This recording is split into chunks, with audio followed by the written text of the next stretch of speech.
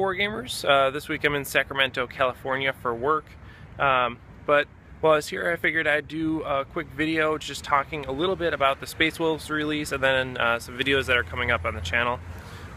First and foremost, thanks for watching, but let's talk about Space Wolves. I'm really concerned about Space Wolves, largely because they seem to be somewhat competent in close combat and getting into close combat, which is the biggest thing, right? And then they also have these drop pods that are listed as a fast attack choice. Now I get why they did that, right? Because they're listing everything kind of in this data slate, data card format now, and so in order to be consistent they need to have the drop pod be its own unit entry. Potentially unintended consequence of this is that if you ally Space Wolves with someone else, you can put whatever you want in that drop pod, just like any transport, you can deploy it within the drop pod, right? So that means Centurions plus special characters can just hop in a drop pod and deep strike, right into your line right off the bat. And as Tau, we have a few things that really don't like Centurions with grav weapons like Riptides and Broadsides and Skyrays. No bueno there. That's not good.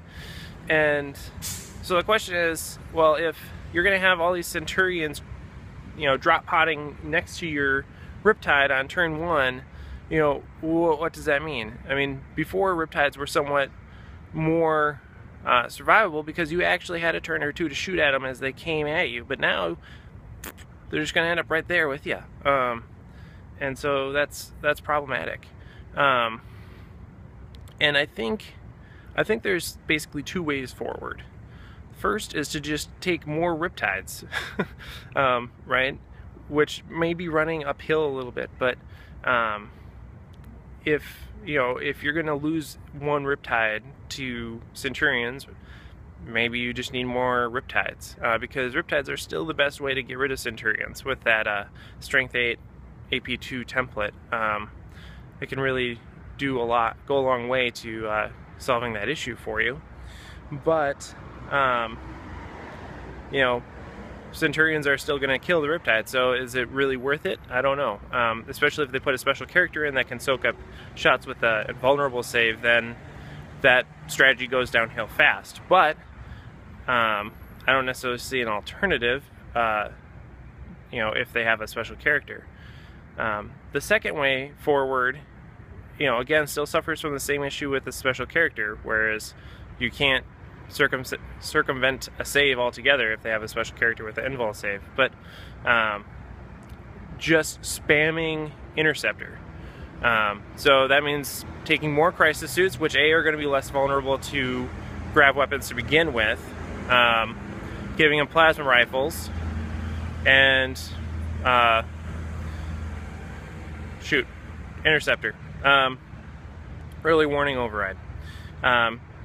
And they could be really effective at taking out some Centurions as soon as they land. Now the downside of that is that you potentially have to have your Crisis Suits sitting around waiting for the drop pod, and if you put plasma rifles on them, that means that they're going to be hanging around your back lines when you really want them up, getting in your opponent's face and taking out their 2-up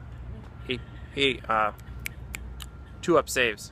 That's what you want your plasma rifles to do, right? So I don't know. I don't know what to do. I think maybe just spam early warning overrides on whatever you can, and stick with it. I think the promise of Space Wolves and this drop poddy list is really going to influence whether or not you want to invest points into the strategy, right? If you don't see a lot of Space Wolves, then it's probably not worth it to take a bunch of Crisis Suits with plasma rifles and early warning overrides. But if you see a lot of them and they're dropping pods all over your deployment zone, it's probably worth it. So yeah, but that's just some initial thoughts. I haven't read the Space Wolves Codex yet or played against it. Hoping to do that very soon. It looks good. I'm excited. Hopefully it means good things for Blood Angels, because Blood Angels are cool. But yeah, so a few other things. Like I said, this week I'm in Sacramento. Next week I will be attending Gen Con, so if you are there next Sunday, the last day, you might see me. But yeah, I will probably do a video from Gen Con, just showing off Gen Con, I guess. And then after that I will have some more 7th edition reviews. Like I think I'm going to do Hammerheads and Skyrays next, because I think there's some things that have tweaked with them. I haven't done Riptides yet either, so I'll do Riptides and Skyrays coming up. So thanks for watching. Let me know what you guys think about Space Wolves in the comments below, and happy wargaming!